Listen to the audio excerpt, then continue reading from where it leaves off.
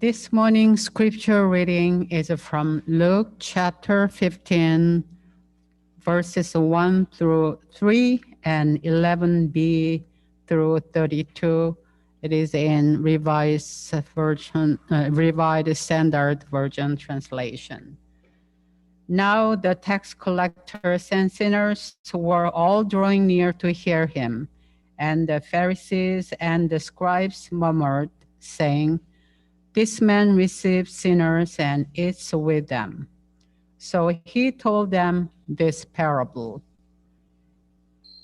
And he said, "There was a man who had two sons, and the younger one of them said to his father, 'Father, give me the share of the property that falls to me.'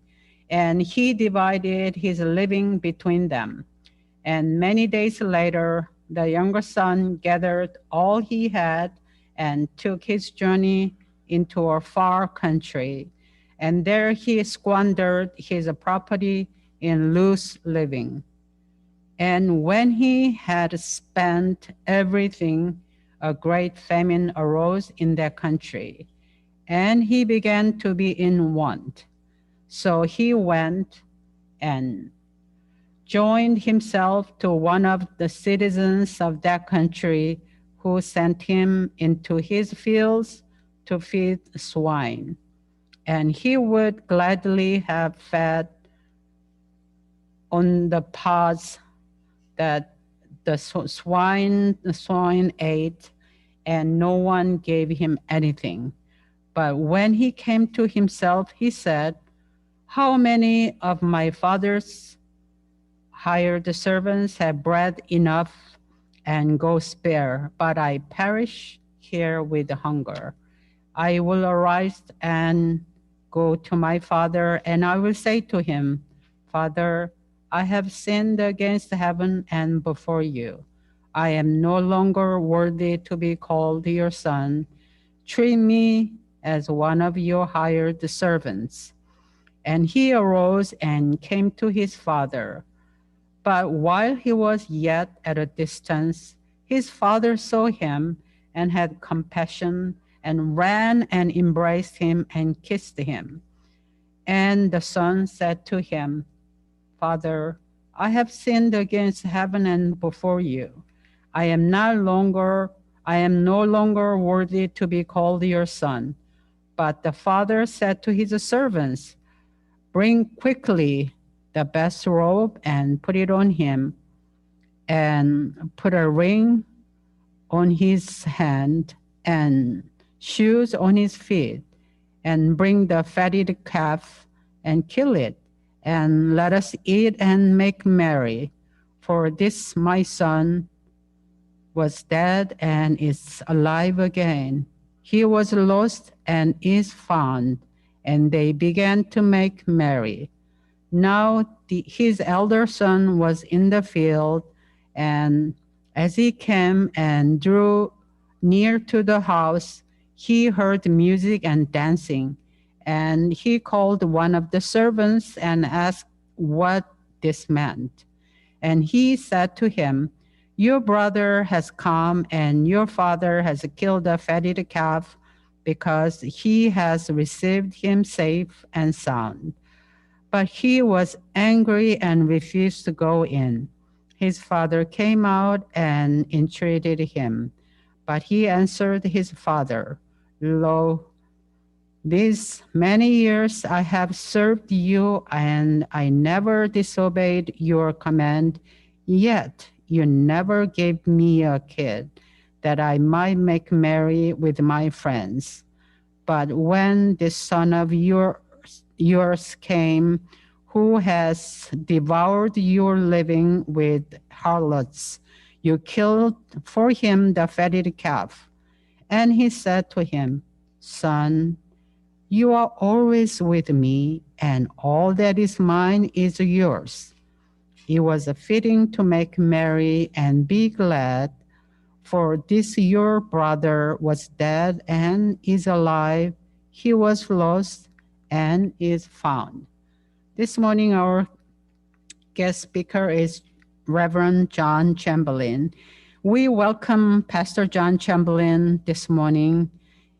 He is retired and is a member of San Francisco Presbytery who has served the United Methodist Church in the Bay Area for over 40 years. He is currently the National Coordination of East Timor Religious Outreach. So we welcome Pastor John Chamberlain.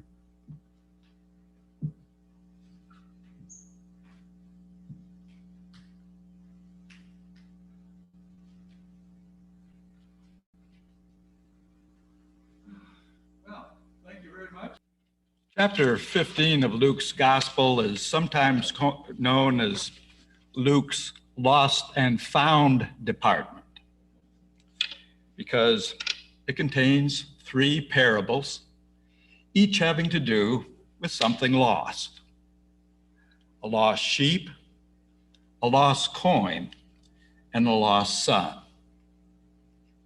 I think it's important to go back and get the setting in which these parables were told.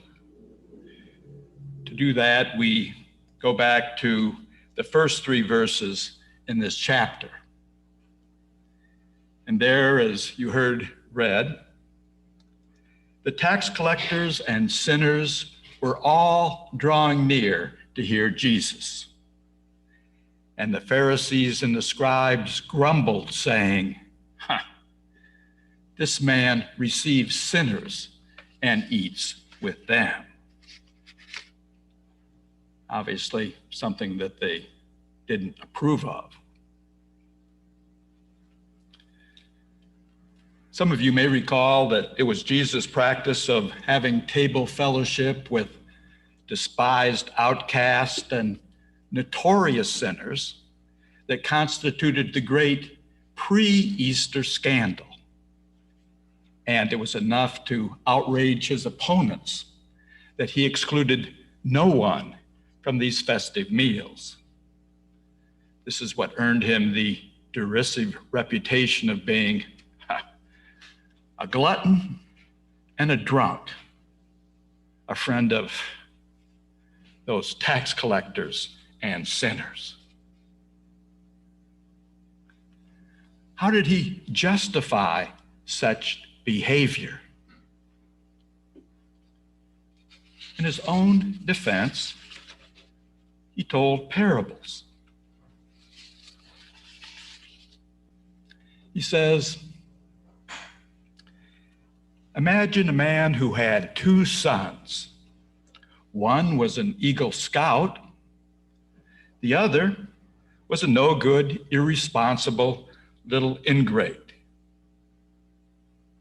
This younger fellow, the bum, took half the family inheritance, couldn't even wait for the old man to kick the bucket, and he went off into a far country where he squandered it all on loose living. That is, on wild women and strong drink. Finally, he sunk so low that he was reduced to slopping the hogs and even envying them their food, which, as you might imagine, was a particularly desperate and humiliating position for a Jew to be in. This kid had hit rock bottom with a crash. It was all hangovers, empty pockets, and wake-up time.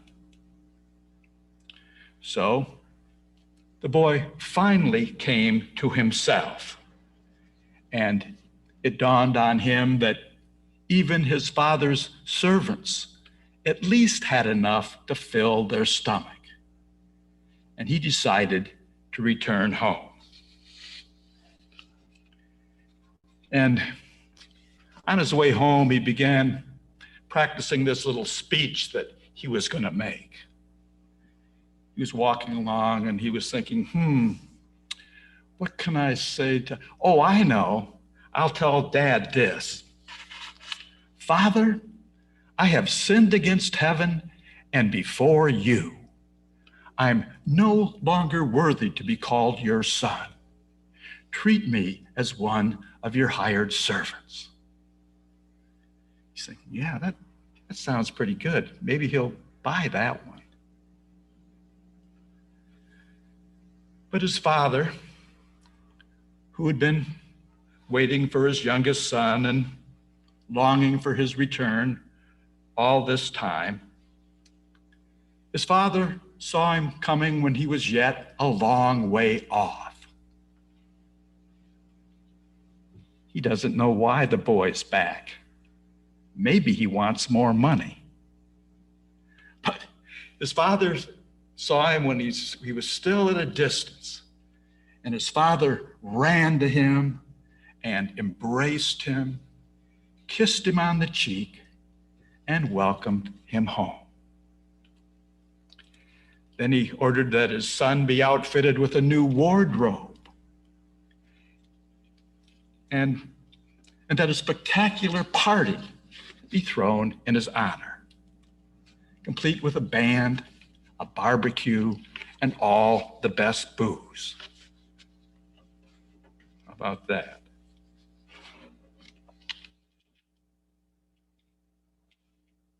What's this story about?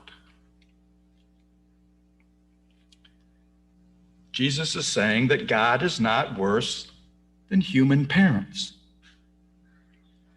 Good parents love their children, even when they disappoint them, don't behave properly, and get into trouble. Good parents don't love their children because they're good. They just love them because they're their children. That's all. Earning, merit, or deserving has nothing to do with it. It's all gift, a matter of grace.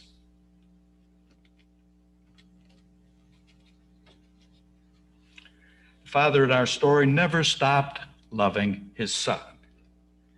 He loved him all the time he was gone, without conditions and with no strings attached.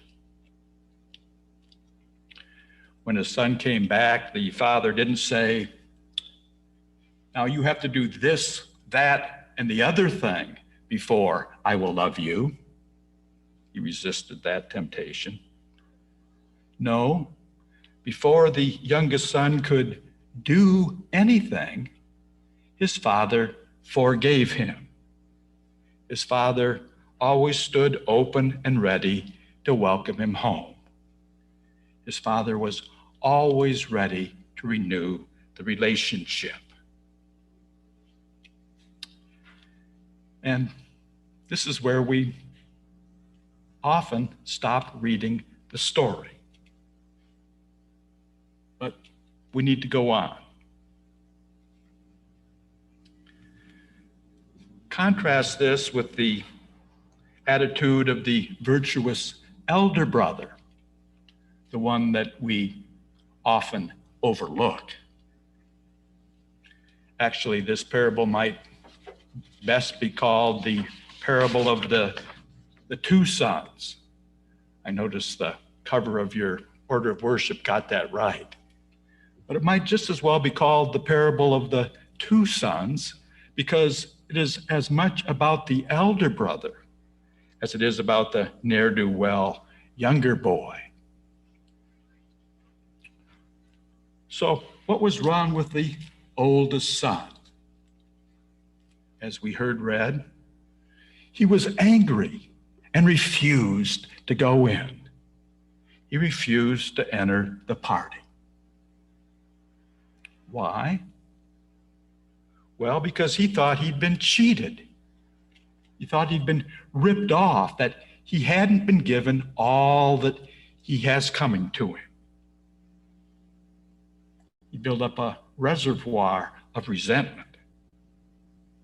He doesn't feel that he's been treated fairly. And you know something? he's right. After all, he had stayed home and been a good boy all his life. He did everything his father asked of him. He was the perfect son, the ideal scout. He was friendly, courteous, kind, thrifty, cheerful, brave, clean, a pledger, and reverent. While the youngest boy had been a reckless, irresponsible, unappreciative little brat. Why should the younger son get a party? What he deserved is to be whipped.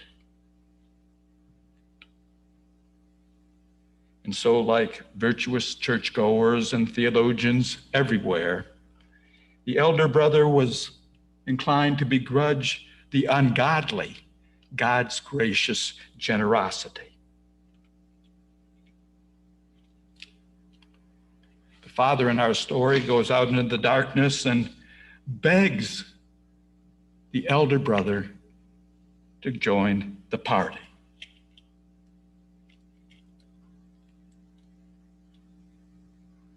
He just begs the boy to come in to the party. And that's where the parable concludes. The story ends without our ever learning whether the uptight, ethical elder brother ever goes in and joins the party or not. For like the scribes and the Pharisees and so many other religious folks, like so many moral perfectionists and absolutists of every stripe, the eldest boy thought that love was a commodity to be earned rather than a gift to be freely received and shared. It was his self-righteousness that prevented him from rejoicing in the good news of God's grace. This is the trouble with the elder brother's religion, you see. It crucifies love, just as the unconditional love of God has always been crucified by the legalistic moralists of religion.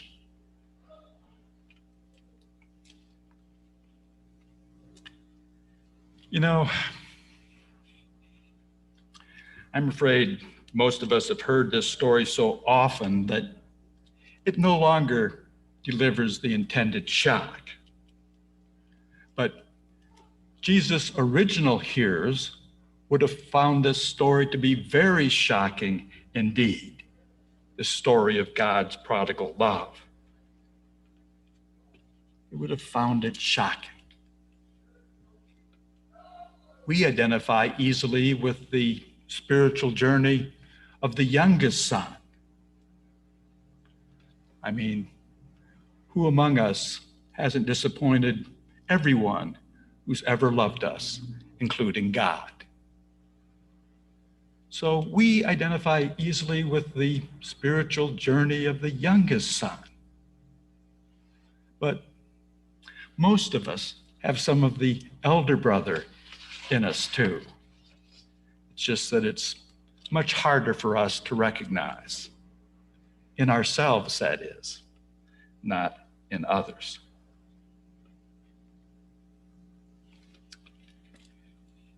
You want to know another name for the elder brother?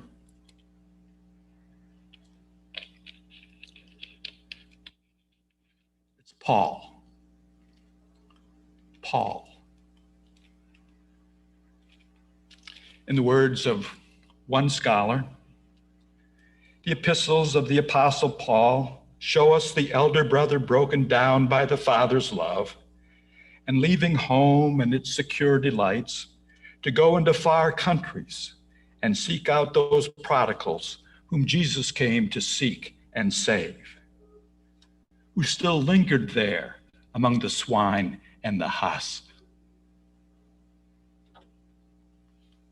or in Paul's own words, as recorded in his letter to the Philippians, a Hebrew of Hebrews, as to righteousness under the law, blameless. In regard to the law, a Pharisee, I was laid hold of by Christ Jesus. I am crucified with Christ, and yet I am alive. Not I, but Christ is alive in me. Here in Paul's conversion, we see the triumphal vindication of the Christian message.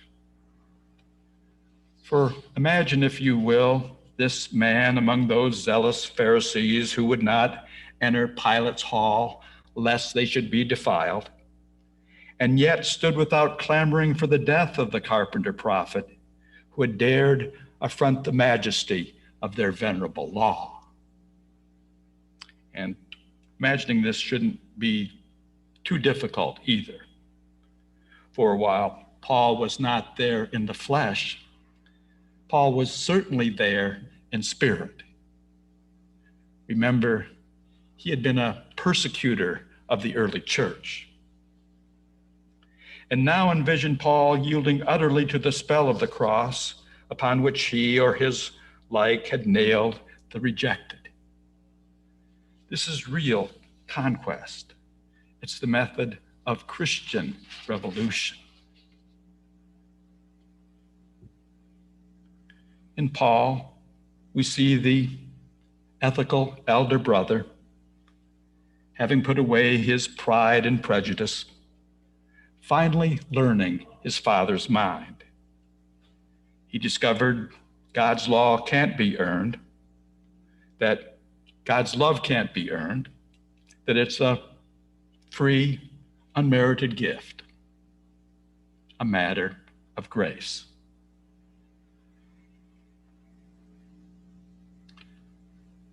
But this parable has no ending. It has no ending. It stops without our knowing whether the elder brother ever joins the party or not.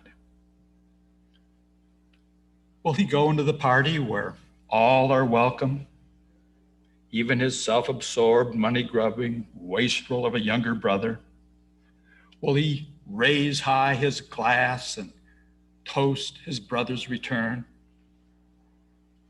Or will he remain outside, isolated, maintaining his angry sense of moral superiority, all the while being eaten up by corrosive bitterness and resentment?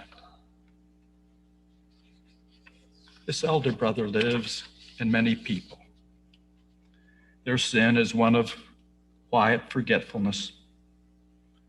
They overlook their blessings. Their appreciation turns dull.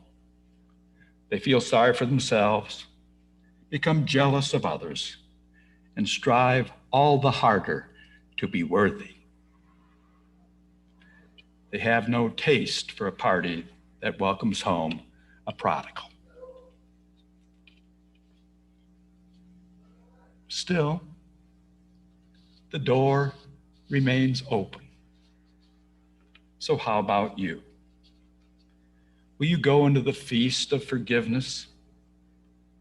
Will you go into the party where all are welcome? Or will you remain outside? One thing is for certain, the party would not be complete without you. There's no end to this parable, no final judgment, because the story of God's universal divine love has no end. It is never outdistanced, never stops. It just keeps going and going and going. There's nothing beyond that love and nothing more valid than it in all eternity.